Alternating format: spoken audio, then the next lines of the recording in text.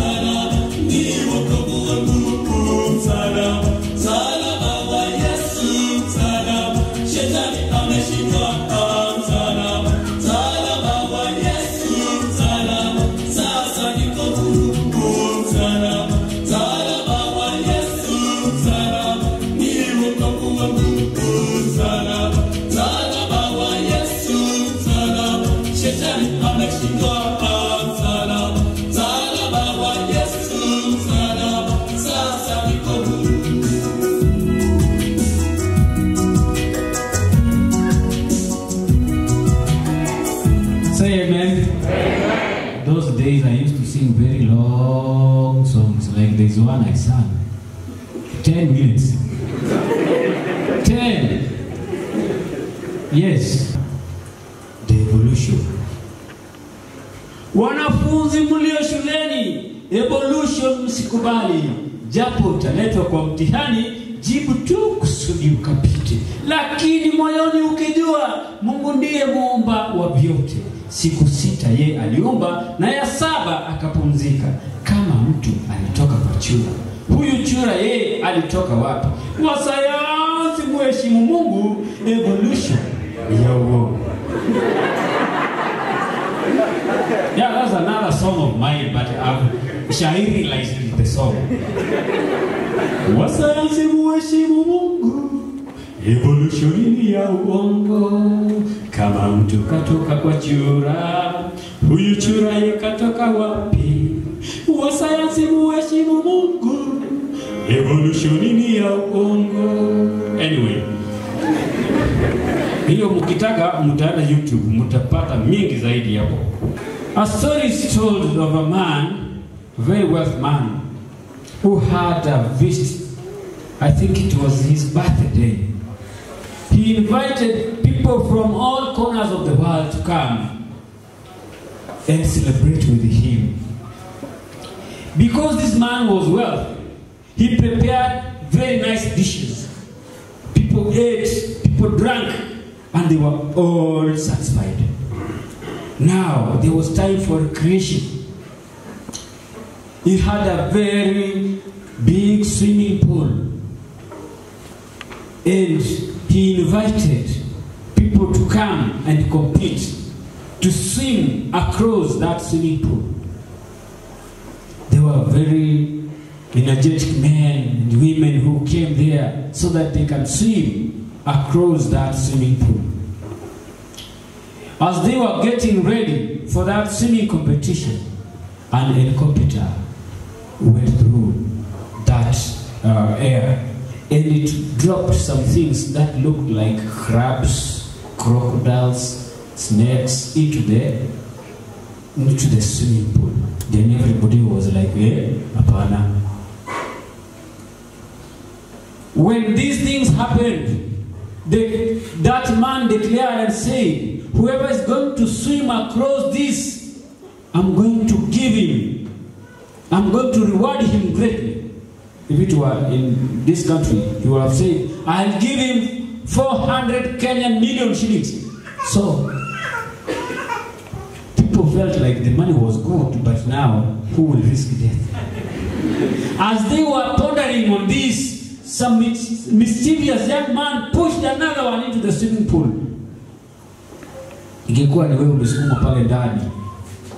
So, jamaa ikabidi angangane kutoka pale ndani, but in the process he felt like the crocodile is behind him. So he swam very fast and crossed the swimming pool. Now everybody was celebrating. This young man has done it. He has made it. He has done it. So that wealth man said, this is a true hero. We are going to reward him. This man, though he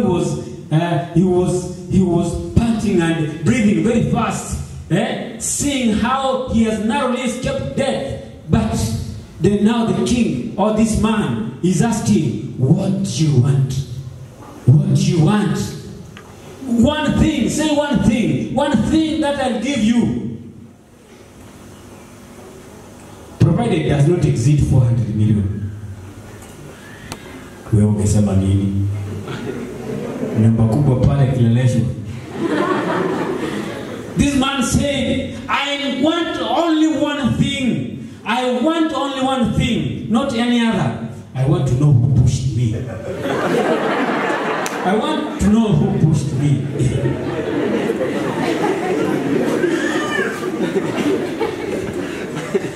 Let's pray.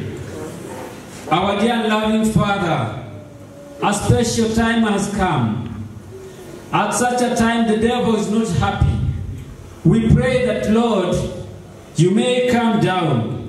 May the Holy Spirit engulf this place. We pray that, Lord, Satan and his agencies be removed from here in Jesus' name. Speak to us in the way that you feel better. For we pray, believing and trust in the mighty name of Jesus Christ. Amen. What do you want to know is our title. What do you want to know is our title. Many times, people desire to know, and that's why we are here in a learning institution. There are very many things you want to know. When I joined this institution, I wanted to know how to operate a computer. But those of you who, nowadays you know what is IT. Nowadays you know, those days it was being introduced. So I came here purposely to know the computer. To my surprise, I found myself going to a mathematics class. Differentiation, integration, and this is what I ran away from. I was wondering, sasa hii ndio computer, microprocessor, sasa what is this? Anyway, there are things we want to know in life. Some of us want to know, how can I know whether he really loves me? Some of you want to know, how can I lose some weight? But some people like me want to know, how can I gain some weight? You've gone to the internet, you want to know, how can you can hack the server of Fuliza so that you can delete the Madeni. You want to know very many things. Others want to know their enemies. By the way, I came to realize, whatever you desire to know, it becomes part of you. Like there is a time, people were being taught about Illuminati everywhere, even in the streets. Even anywhere you hear people talking about Illuminati, and that is the time very many young people join Illuminati. True or false? Whatever you want to know so much, when you come to know it, it becomes part of you. So even me, I went to research so much about that. I came to realize that it will not benefit me. So it is better I research about something that can help me. Friends, Paul writing to the Corinthians, in chapter 2, verse 2, he said, "For I determined not to know anything among you except Jesus Christ and Him crucified." Listen, for I determined not to know anything among you except Jesus Christ and Him crucified.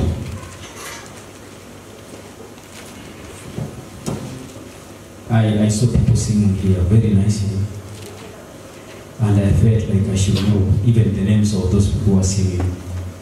Fortunately, I know some. Yeah? Yes, they are very good friends of mine who sing. I'm determined to know many more others. Paul preached in Corinth. We are told that when Paul went to Corinth, he stayed there for 1.5 years in one family of Priscilla and Aquila. They were tent makers like himself. He lived with them for 1.5 years because they were doing the same trade, making tents. By the way, Paul was never a beggar. He could do his work and earn a living, even as he was pushing forward the mission of spreading the gospel. When he left Corinth, he had to go to Jerusalem, he had to go to Athens, he had to go to Antioch, he had to go to Galatia and other places. But while in Galatia, he remembers to write a letter to Corinth. Corinth was a very wealthy city. It was a very big city, like now we can say Nairobi. It was a wealthy city. Paul had come from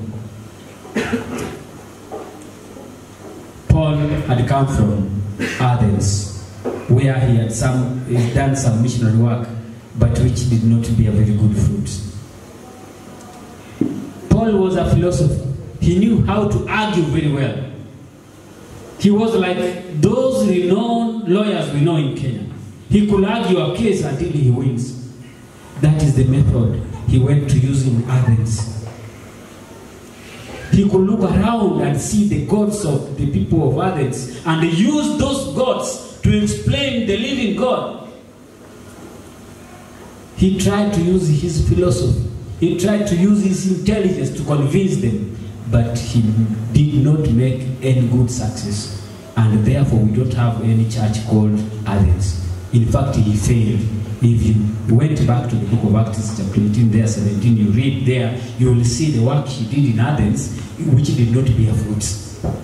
He had learned a lesson in a hard way. Now when he is coming to the Corinthians, he does not employ those tactics. If you read verse 3, he says, I was with you in weakness, in fear, and in much trembling. Verse 4, in my speech and my preaching were not with persuasive words of human wisdom, but in demonstration of the Spirit and of the power. So what he's telling them, now I've not come to Corinth to use my intelligence. You know, when he was preaching to the people of Corinth, these were Greeks. They liked philosophy, they liked to argue, they liked to listen to a very intelligent person. But this time round, Paul did not come in that way. He came within them, determined to know only one thing. He was determined to know Jesus Christ and Him crucified. Praise the Lord, church.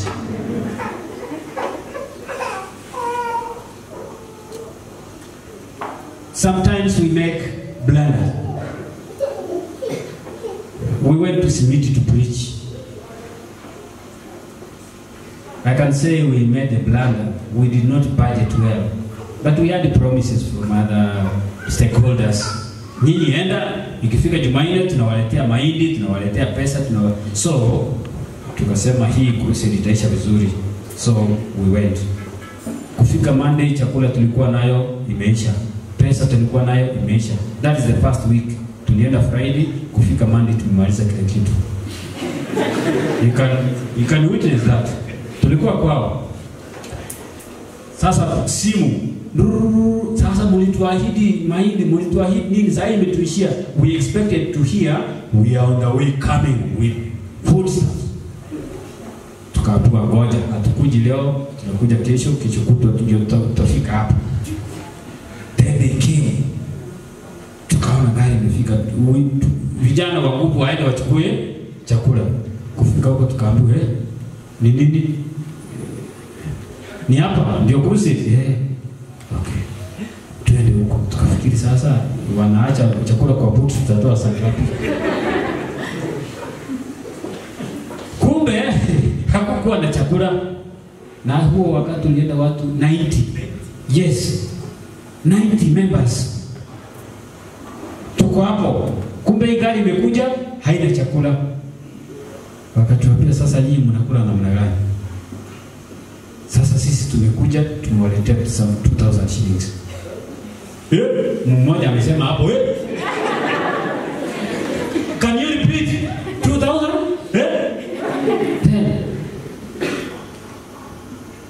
Unajua vile tunakasirikaga, especially the young people.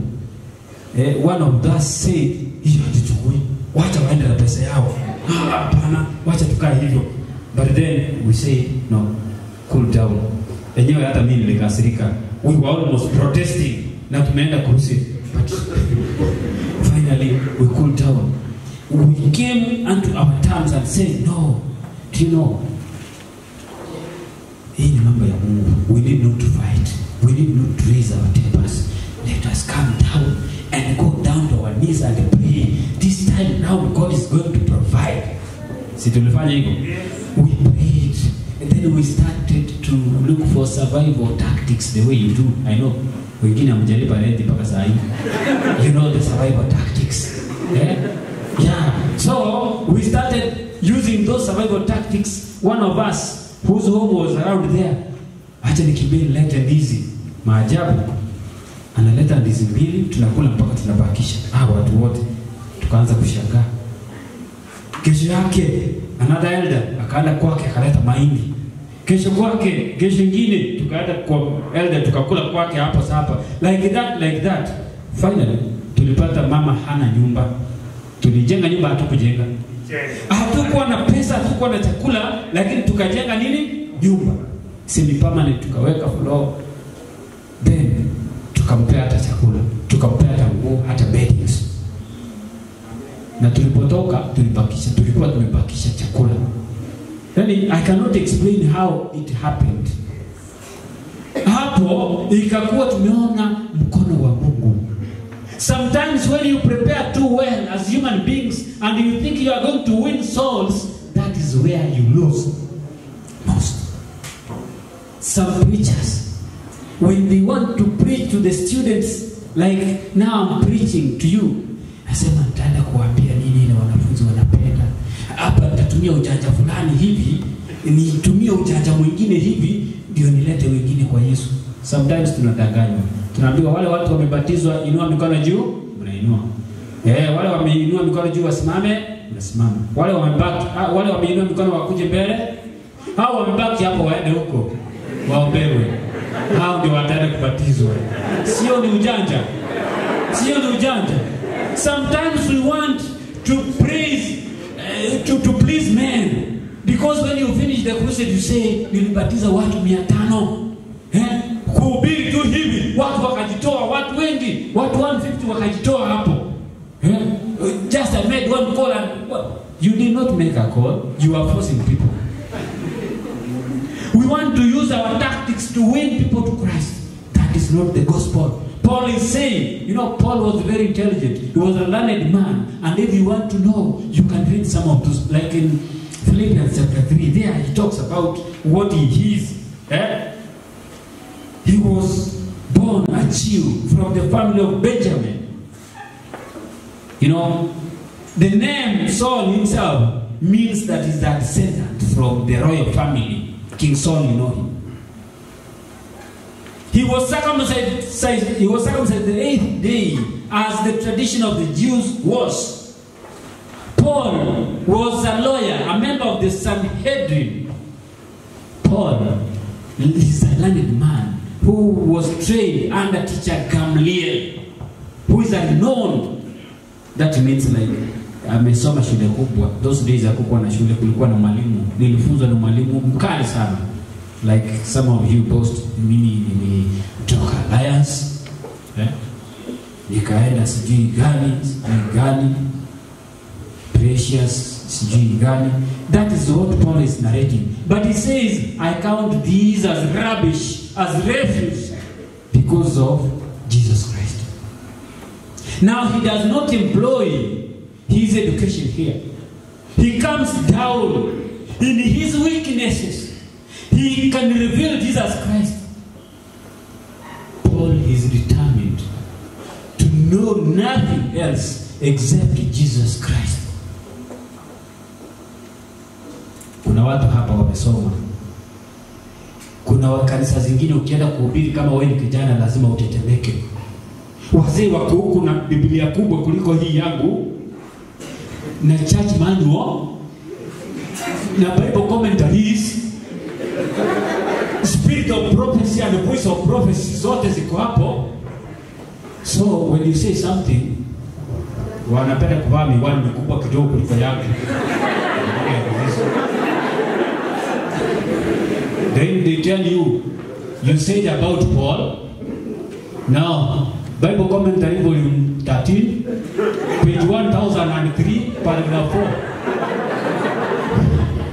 Then now you start shaking. He is learned. He is seated there. He is determined to know everything in the Bible. And in the spirit of prophets books, he is very smart in that. So when you speak anything, he's there to correct you. Young man, you need to go to books. Do you have this desire of riches?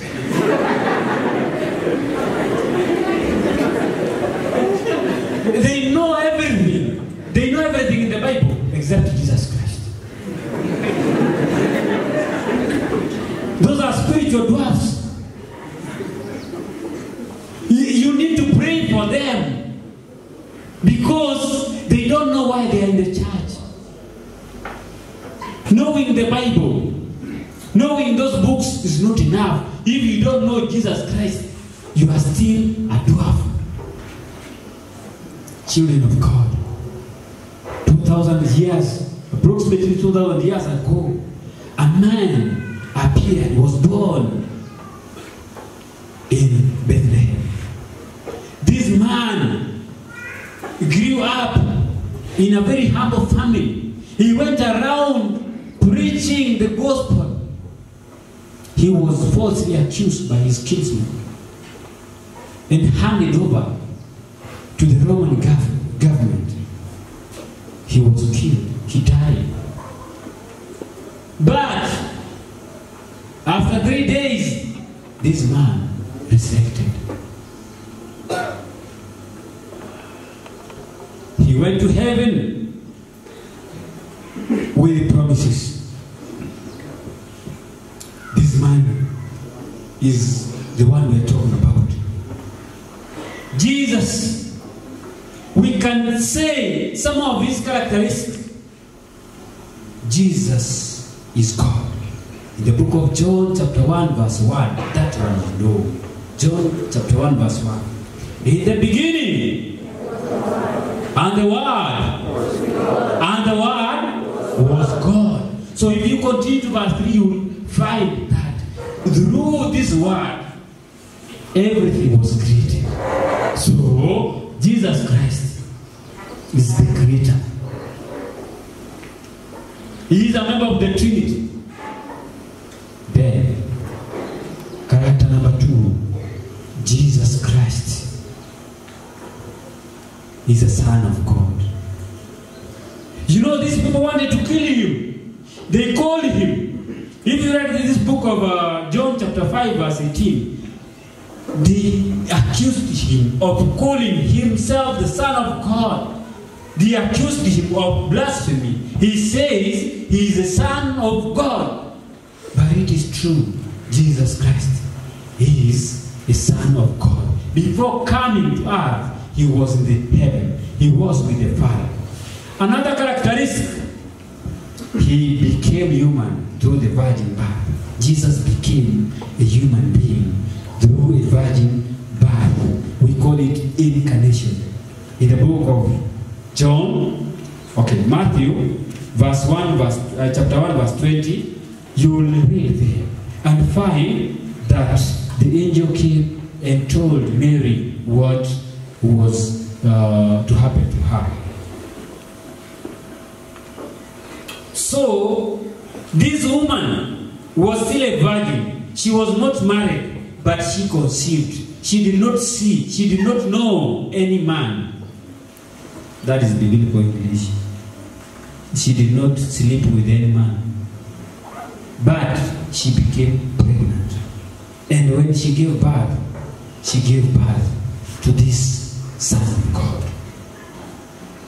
So there's what we call a mystery. Like Jesus, God, we call it divinity, coming together with humanity to form the Son of God. I mean, when Jesus came, God came from heaven to earth. When he was being formed in the womb of Mary, all of us were in Jesus Christ. So when Jesus is coming out of Mary, that is the whole human race. Sijui kama mnapata hiyo point. Incarnation ni kitu cha ajabu, hatuwezi elewa saa hizi tukimaliza kusoma. Ni kitu cha ajabu. But in brief, it is God. Emmanuel means God with us. Ndio. Ni Mungu alitoka mbinguni, akakuja akakutana na wanadamu wote, tukaform mwanadamu mmoja anaitwa Yesu. Kwa Biblia hapa Paulo anamuita Adamu wa pili. So the first Adam was the Adam na hawa wale waliumbwa huko. The second Adam is Jesus Christ. This Jesus Christ is the Savior of the world. If you read ile tunajua John 3:16 inayo inasema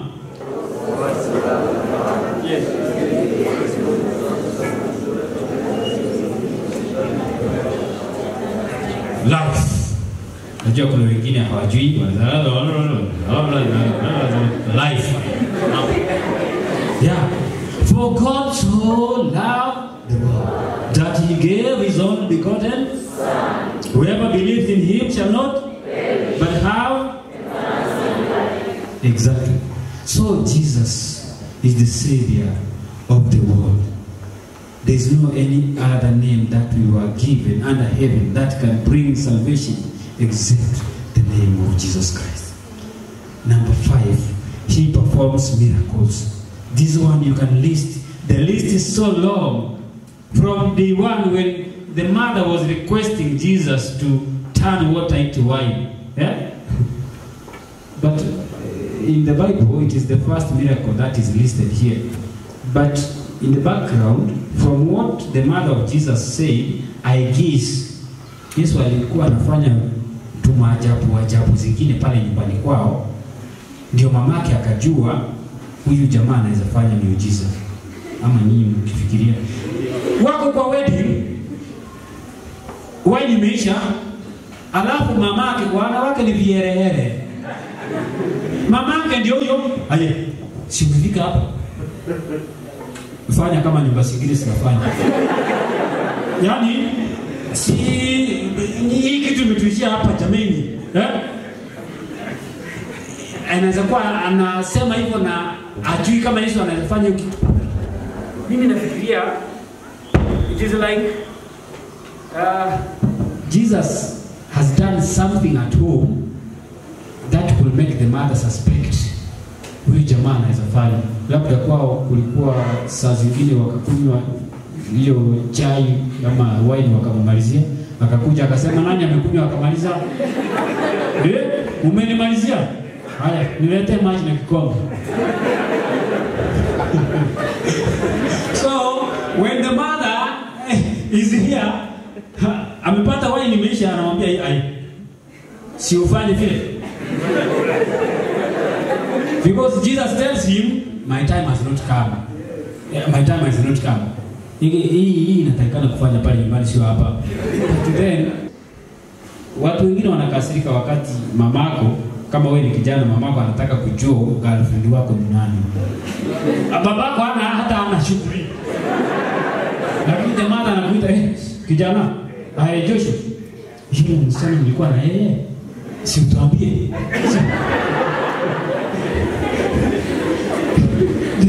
Mara anataka kujua kila kitu, vitu tudogo. The mother, najua hapo Yusuf labda hajui chochote, lakini the mother knows a lot.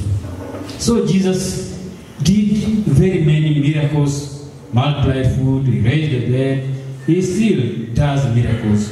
Even today, Jesus Christ does miracles. This Jesus we are talking about, number 6.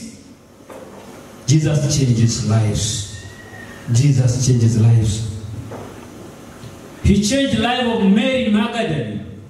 Mary Magdalene was a prostitute. And this is the same woman who was arrested by men and was brought before Jesus to be stoned. But Jesus did something that changed even the lives of those men who ran away and left the woman alone. The woman's life was spared, and therefore her life was forever changed. She is even the one who went to the tomb very early in the morning. This woman was completely changed. Jesus Christ changed the life of Zacchaeus, the tax collector, who will take more than what was required as tax. When Zacchaeus met Jesus Christ, he declared that he's going to give half of his wealth to the poor. And in case he took something wrongly from you, he was to give you 4 times. Zacchaeus' life was changed. Jesus can change even your life today. Jesus lives in heaven at Father's right hand. This Jesus we are talking about.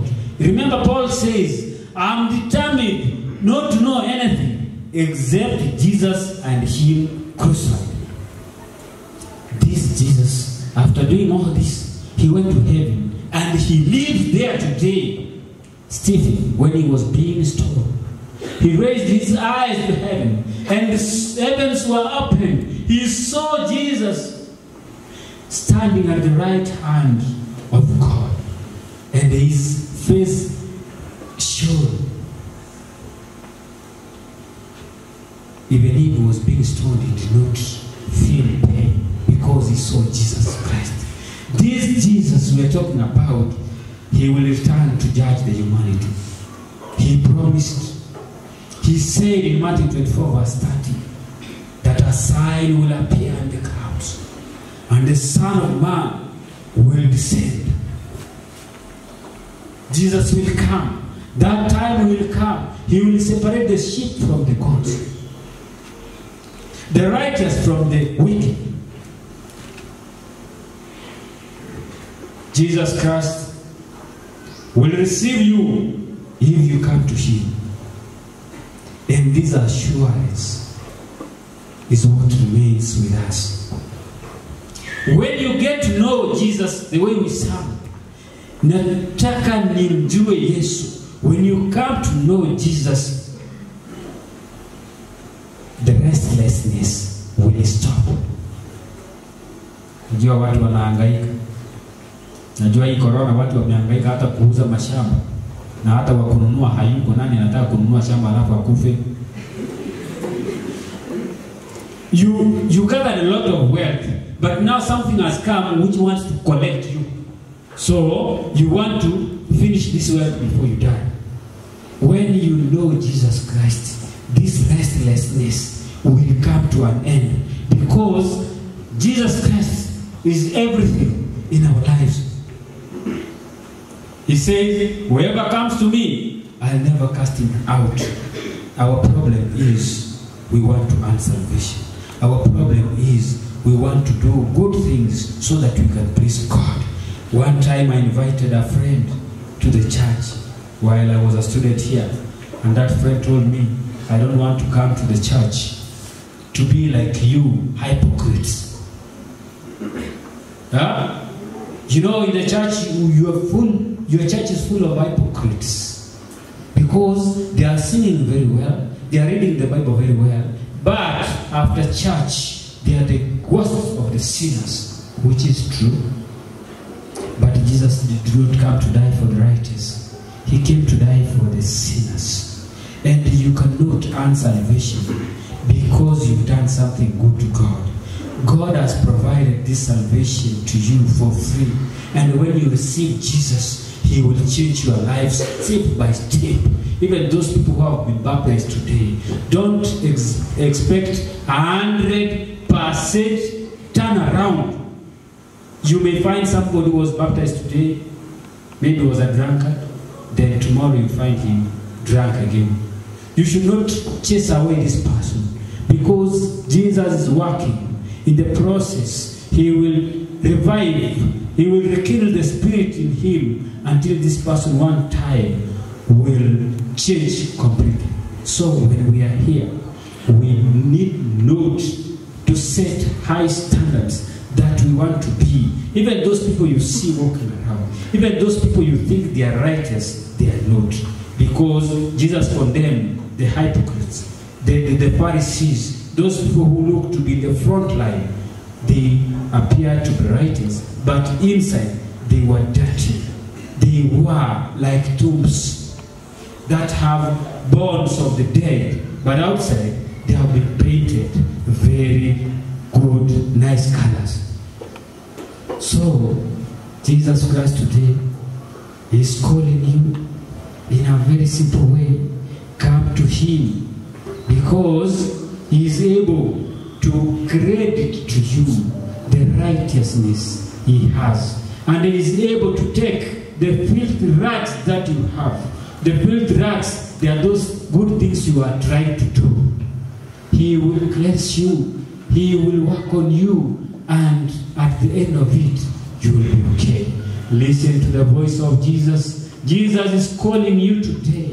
In Revelation it says, behold, I stand at the door and knock. If anyone hears my voice and opens, I'll come in and eat with you and him with me. Jesus is still calling. The door of grace is not yet closed. It has given us a chance to come to him so that we can find this salvation. Who is like Jesus Christ? Who is like Jesus Christ? There is nobody. What do you? I want to know Jesus Christ. And when he comes, I want to go with him. Want to live with him.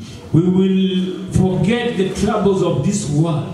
We will forget the rents and the landlords. You know, the names you've saved of your landlords in your phones. You will forget about those things. You will be resting. You will be rejoicing. Those people who know how to sing, and those of us who do not know how to sing, in heaven, your voice will be in the keyboard. You will be able to sing very nicely. I desire to be in heaven. Who with me desires to be in heaven? Let us all raise with song number 101. Yesu